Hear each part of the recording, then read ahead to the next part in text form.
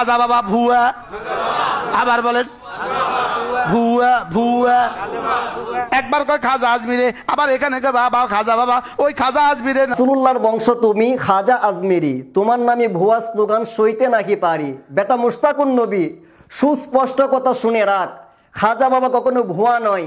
খাজা বাবা যদি ভুয়া হয় তাহলে ভারতীয় উপমহাদেশের সমস্ত ইসলামটাই ভুয়া হয়ে যাবে। খাজা বাবাদের মতো ওলি আল্লাহদের কারণেই ভারতীয় উপমহাদেশে ইসলামের আগমন হয়েছে, ইসলামের প্রচার হয়েছে, ইসলামের প্রসার হয়েছে। খাজা বাবার মতো ওলি আল্লাহরা যদি পৃথিবীর জমিনে আগমন না করত, ভারতীয় উপমহাদেশে আগমন না করত, তাহলে তোর মা থাকতো হিন্দু, তোর বাবা থাকতো হিন্দু, তোর জন্ম হইতো হিন্দুর গড়ে। এই খাজা বাবার মতো ওলি আল্লাহদের কারণে তোর মতো মানুষের মাথার মধ্যে টুপির ব্যবস্থা হয়েছে, গালের মধ্যে দাড়ির ব্যবস্থা হয়েছে, পরনের মধ্যে জুব্বার ব্যবস্থা হয়েছে, মাহফিলের মধ্যে হাদিয়ার ব্যবস্থা হয়েছে, মাল কামানোর ব্যবস্থা হয়েছে। খাজা বাবার মতো ওলি আল্লাহদের কারণে আজকে তুমি পেট বাড়াইতে পারছো, গলা মোটা করতে পারছো। খাজা বাবার মতো ওলি আল্লাহরা ভারতীয় উপমহাদেশে আগমন না করলে ইসলাম পাইতা না, কোরআন পাইতা না, জায়নামাজ পাইতা না, মসজিদ পাইতা না। তোমার মতো বক্তা আজকে মসজিদের মধ্যে বসে বক্তব্য দিতে পারতা না,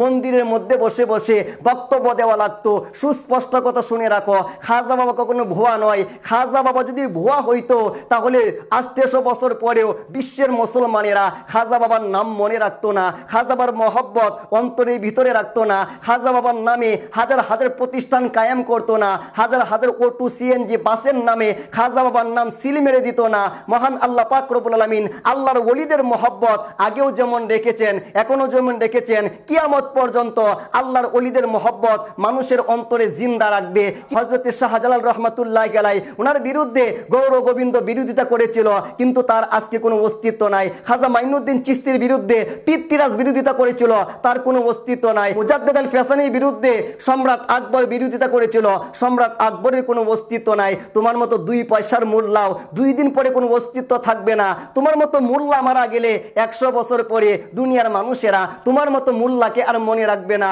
তোমার কবরে একটা কুত্তাও গিয়ে জিয়ারত করবে না, সেখানে গিয়ে কেউ দোয়া করবে না। কিন্তু তুমি একটু তাকিয়ে দেখো, খাজা বাবা মাইনুদ্দিন চিশতির মতো ওলি আল্লাহদের মাজার একটা সেকেন্ডের জন্য খালি থাকে না, সেখানে জিয়ারত বন্ধ থাকে না, সেখানে চোখের পানি বন্ধ থাকে না। সমস্ত বিশ্বের মুসলমানেরা খাজা বাবার মতো ওলি আল্লাহদেরকে মনে রেখেছে। তো বাংলাদেশের আহলুস সুন্নাত ওয়াল জামাতকে আমি করজোরে আহ্বান করব, এই বিয়াদব বক্তার বিরুদ্ধে আগামীকালকে বাংলাদেশের প্রত্যেকটা থানা থেকে কমপক্ষে একটা করে আপনারা মামলা দেওয়ার চেষ্টা করবেন। প্রশাসনকে আমরা আহ্বান করব, আগামী 24টা ঘন্টার ভিতরে এই বিয়াদব বক্তাকে বাংলার মুক্ত আকাশে থাকতে দিবেন না। 14 শিখ কারাগারে ঢুকিয়ে দেওয়ার ব্যবস্থা করবেন। বলৎকার করতে ভালো লাগে, মসজিদের মধ্যে হিল্লা বিভাগের নাম দিয়ে সেক্স করতে ভালো লাগে, মন্দিরের মধ্যে তারা পাহারা দিতে ভালো লাগে, কিন্তু খাজা বাবাকে ভালোবাসতে তাদের ভালো লাগে না।